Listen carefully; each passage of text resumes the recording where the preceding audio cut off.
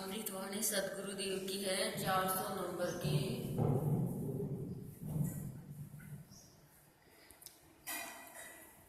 अविश्वासी को मेरी कथा न सुना, अविश्वासी को मेरी कथा न सुना, तू भी झूठा कहलाएगा, तू भी झूठा कहलाएगा। मुझे तो मानेगा क्यों, मुझे तो मानेगा क्यों। अमृतवाणी में प्रश्न कर रहे हैं सदगुरुदेव कि अविश्वासी को मेरी कथा न सुना, तू भी झूठा कहलाएगा, मुझे तो मानेगा ही क्यों। क्या कह रहे हैं सदगुरुदेव हमें? विश्वास की कीमत बता रहे हैं कि जब तक प्राणी को विश्वास नहीं होगा भक्ति में, तब तक वो कुछ भी प्राप्त नहीं कर सकता।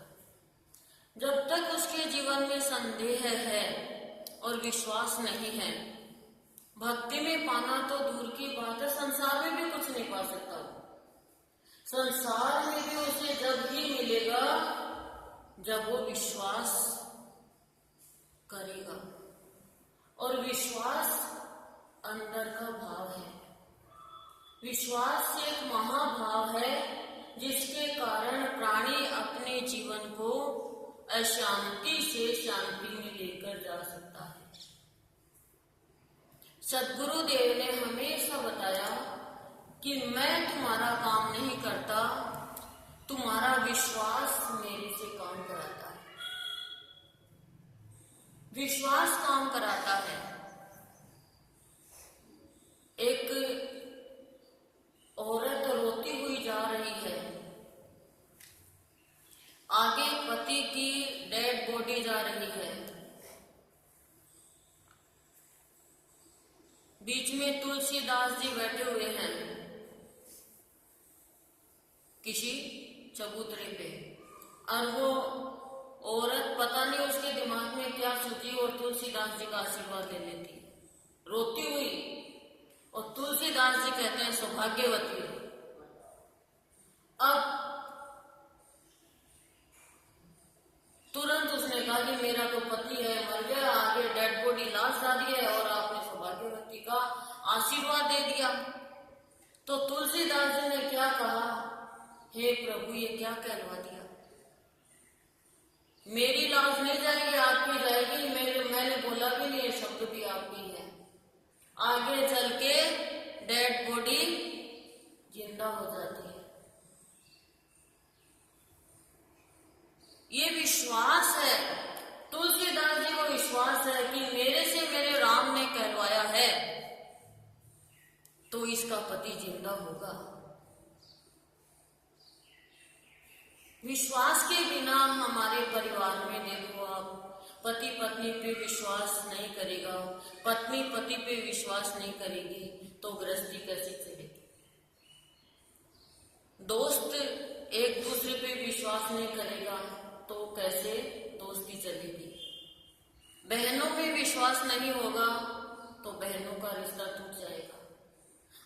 माता पिता में और बच्चों में विश्वास नहीं होगा तो माता पिता का और बच्चों के साथ में जो रिश्ता है उसमें भी दूरियां हो जाएगी, क्योंकि संदेह आ गया। जैसे हम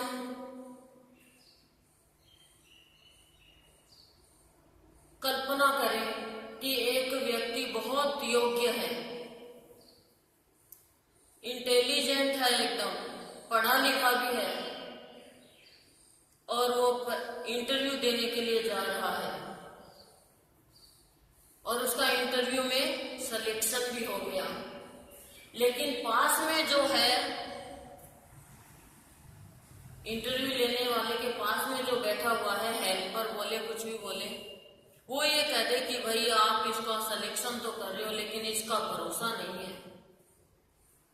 अब उसकी ईमानदारी पे, उसकी योग्यता पे, उसकी पढ़ाई पे एक अविश्वास का ठप्पा लग गया। अब भरोसा नहीं है यानी विश्वास नहीं है, संदेह है मेरे को इस पे कि वो आपका काम सही कर सकेगा या नहीं। नौकरी नहीं लगेगी उसकी। क्यों नहीं लगेगी? क्योंकि विश्वास नहीं है, संदेह आ गया। लेकिन परमात्मा के साथ में ऐसा नहीं है। परमात्मा किसी के बात में आने वाले नहीं है। परमात्मा कान के कच्चे नहीं होते हैं। और परमात्मा कभी भी किसी के जीवन में अविश्वास का जहर नहीं घोलते हैं। विश्वास अमृत है और अविश्वास जहर है। गुरु के वाक्यों पर विश्वास करना अपने जीवन को अमर करना है। विश्वास को मैंने अमृत क्यों कहा? क्योंकि प्रहलाद को विश्वास था कि मेरा भगवान मेरी रक्षा करेगा और भगवान उसकी रक्षा करता है। चोट पे चोट उसका जन्म देने वाला पिता लगा रहा है, मारने की 100% कोशिश कर रहा है, लेकिन मार नहीं पाया। क्यों नहीं मार पाया? क्योंकि उसने विश्वास का अमृत पी लिया।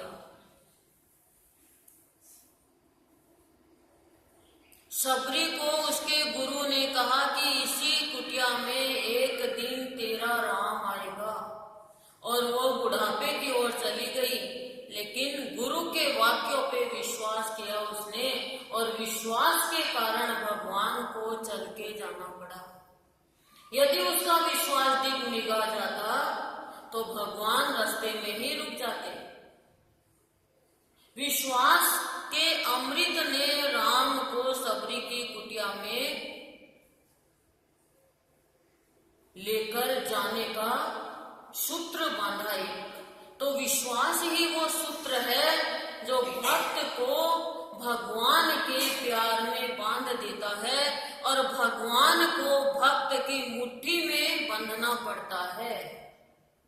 प्यार है फिर भी विश्वास नहीं है, तो गुरुदेव कह रहे हैं अब पति पत्नी प्यार तो बहुत करते हैं आपस में, लेकिन विश्वास नहीं है। ये इस लड़की से बात क्यों कर रहा है, इस औरत से बात क्यों कर रहा है, ये ऐसा काम क्यों कर रहा है, तो वो रिश्ता, वो प्यार घृणा में बदल जाएगा। विश्वास बहुत जरूरी चाहिए। माता बनासा को विश्वास था कि मेरा बाबा ही मेरा भगवान है, मैं कौन से राम और कृष्ण को मानूं। माता बनासा अमर हो गई, माता बनासा अमर हो गई। गुरुदेव कह रहे हैं हमें अपने प्रवचन में कि तुमसे विश्व छूटता है तो छूटने दो, विश्व की परवाह मत करो, संसार की परवाह मत करो, लेकिन अपने भगवान पे विश्वास रखो। अंगद रावण के दरबार में जाता है और जाकर के क्या करता है? वो यही कहता है कि श्री राम ने ये कहा है कि तू मेरे राम की शरण में आ जा, तुझे क्षमा मिल जाएगी।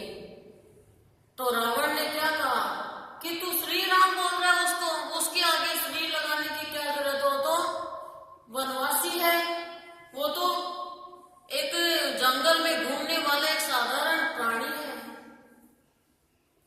क्योंकि रावण जो था वो अहंकारी था, और अहंकार हमें विश्वास नहीं करने देगा। तो रावण ने अंगद को मारने के लिए सैनिकों को बोल दिया, लेकिन अंगद ने क्या कहा कि मुझे वो ही मार सकता है, वो ही पकड़ सकता है जो मेरा एक पैर उठा देगा, और पैर उठा देगा कोई तो राम स्वयं यहां आ जाएंगे तेरी शरण में। अपने इष्ट के लिए विश्वास भरे शब्द अंगद कह रहा है कि ये मैंने पैर यहाँ पे रख दिया मेरा, कोई भी इस पैर को उठा देगा, श्री राम युद्ध नहीं करेगा और रावण तेरे से मेरा राम हार जाएगा, सीता हार जाएगा। ये क्या है? ये सिर्फ एक विश्वास है, लेकिन पैर को कोई हिला भी नहीं सका, उठाना तो दूर की बात है। जैसे ही रावण आता है उसका मुकुट नीचे गिर जाता है। क्यों? क्योंकि अंगद अपना पैर हटा लेता है और कहता है, मूर्ख, मैंने तुझे थोड़ी कहा था कि तू मेरा पैर उठाना। और जैसे मुकुट गिरता है, अंगद मुकुट को अपनी माया से और राम जी के चरणों में डाल देके उड़ के चला जाता है, जैसे हवाई जहाज जाता है। ये क्या है? सिर्फ एक विश्वास है। बिना विश्वास के कुछ भी प्राप्त नहीं कर सकोगे। तो हमारे गुरुदेव के पास में लोग आते और आकर के जिनको विश्वास था वो कई लोगों को बताते तो उनको विश्वास नहीं होता। वो कहते, अरे ये तो नंदलाल है, ये तो मास्टर है, इसमें इतनी सिद्धियां कहां से आ जाएगी, ये तो एक साधारण प्राणी है। हंसी उड़ाते, खिल्ली उड़ाते, ये तो गृहस्थी में रह रहा है, बच्चों का पालन कर रहा है, इसके कोई माला नहीं, कोई तिलक नहीं, कोई गैरवा वस्त्र नहीं, ये तो साधारण प्राणी है, हमारी भाषा बोल रहा है। तो गुरुदेव उनको कह रहे हैं कि तुम उन्हें मेरी बात मत सुनाओ, मेरी कथा मत सुनाओ, जिनको मेरे ऊपर विश्वास नहीं है। पर हम तो ये कहते हैं, गुरुदेव क्या करें, अब अमृतवाणी खोलनी पड़ती है तो बातें बतानी भी पड़ती है। अब विश्वास थोड़ा सा ना, ये विश्वास ही तो था कि जब शरीर के बच्चे की शादी होती है और भीलवाड़ा से चलकर आता है और गाड़ी को बाबा जेवली से ऐसी कैसी रोक देते हैं। ये विश्वास ही तो था कि मेरे बाबा रक्षा करेगा। और ये विश्वास ही तो था कि गुरुदेव गाड़ी में अंदर जाके और सबको कैसे निकालते हैं। सूक्ष्म शक्ति के लिए कोई दरवाजे की, कोई दीवारों की वो आड़ नहीं आती है, वो दीवार में से भी जा सकती है। सूक्ष्म शक्ति में इतनी शक्ति होती है। और सूक्ष्म क्या है? सूक्ष्म है हम स्वयं, हमारा स्व। वो दिखाई नहीं देता है, ना हमें दिखाई देता है, ना किसी और को दिखाई देता। वो स्व है, उससे तो परिचय होता है। और वो स्व का परिचय सिर्फ एक गुरु कराता है। जब तक गुरु के ऊपर विश्वास नहीं है, हम स्व तक नहीं पहुंच पाएंगे। स्व से परिचय सिर्फ गुरु ही करवा सकता है। बातें चाहे कितनी भी लंबी चौड़ी कर ले हम स्व के बारे में, आत्मा के बारे में, लेकिन गुरुदेव क्या कह रहे हैं कि जो चीज परिचय में नहीं आई, वो चीज हम बोल रहे हैं, अनुभव नहीं कर पाएंगे। गुरु ही अनुभव कराता है उस स्व का। पर का अनुभव तो कर लिया हमने, दुनिया का अनुभव तो कर लिया। जब स्व में जुड़ेंगे तो उसके लिए हमें क्या चाहिए? विश्वास चाहिए। और विश्वास से पहले क्या चाहिए? श्रद्धा। बिना श्रद्धा के डिगमिगा जाएगा प्राणी। श्रद्धा से जब प्राणी के अंदर में नम्रता आएगी, झुकने का भाव आएगा और संशय की सारी दीवार दूर हो जाएगी, शंका संदेह खत्म हो जाएगा, तब गुरुदेव कह रहे हैं विश्वास की डोर में भगवान को वो बांधेगा। और जैसे ही विश्वास की डोर में भगवान को बांधेगा, वैसे ही गुरुदेव कह रहे हैं वो अमर हो जाएगा। बिना विश्वास के कुछ भी प्राप्त नहीं कर सकते। आप डॉक्टर के पास जाते हो, आपको विश्वास है कि मैं इस दवाई से ठीक हो जाऊंगी, तो आप ठीक हो जाओगे। और आपको विश्वास नहीं है तो आप उस दवाई से ठीक नहीं होगे। हर चीज में विश्वास होता है। बिना विश्वास के प्राणी अपने जीवन को संशय में लेकर चला जाता है। जो संशय में लेके चला गया उसको भगवान कृष्ण ने कहा है कि अर्जुन, जो संशय आत्मा है उनका मैं कुछ भी नहीं कर सकता, उनको उनके ऊपर ही छोड़ देता हूँ। अज्ञानी है उनको मैं ज्ञान दे दूंगा, ज्ञानी है उनको सिर पे बैठा लूंगा। लेकिन अर्जुन जो संशय में चला गया, जो संदेह में चला गया, वो अपनी उन्नति नहीं कर सकता। वो विश्वास नहीं करेगा तो वो आगे नहीं बढ़ सकता। कोई भी बिजनेस हम कर रहे हैं या हमारा बच्चे को करने के लिए कह रहे हैं, बच्चा कह रहा मैं ये बिजनेस कर लूं और उसमें विश्वास नहीं है, चलेगा कि नहीं चलेगा, प्रॉफिट होगा कि नहीं होगा, तो वो क्या होगा? चलेगा ही नहीं, वो करेगा ही नहीं। जैसे दो दोस्त होते हैं, वो पढ़ाई करते हैं और वो दोनों एक प्लान बनाते हैं कि अपन बड़े होकर पढ़ाई पूरी हो जाती है फिर अपन डेयरी करेंगे, गाय भैंस इनकी और दूध बेचेंगे।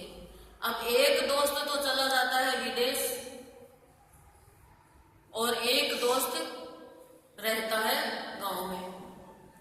तो गांव विदेश वाला है वो तो वहां पे जाकर के डेयरी कर लेता है, पर गांव वाले को विश्वास नहीं होता, उसको अविश्वास हो जाता है कि मेरी ये डेयरी चलेगी या नहीं चलेगी, कोई दूध लेगा कि नहीं लेगा, गाय सही तरीके से रहेगी कि नहीं रहेगी, मैं संभाल पाऊंगा कि नहीं संभाल पाऊंगा, वो कुछ ही नहीं कर पाता है, गरीब ही रह जाता है। विदेश वाला जब गाड़ी में आता है और वो देखता है सामने कि मेरा दोस्त ऐसे कैसे हो रहा, फटे हाथ, तो कहा क्या हुआ दोस्त, तूने डेयरी नहीं करी? बोला नहीं मैंने तो डेयरी नहीं करी। क्यों? बोला मैंने सोचा कि चलेगी कि नहीं चलेगी, दूध कोई लेंगे कि नहीं लेंगे।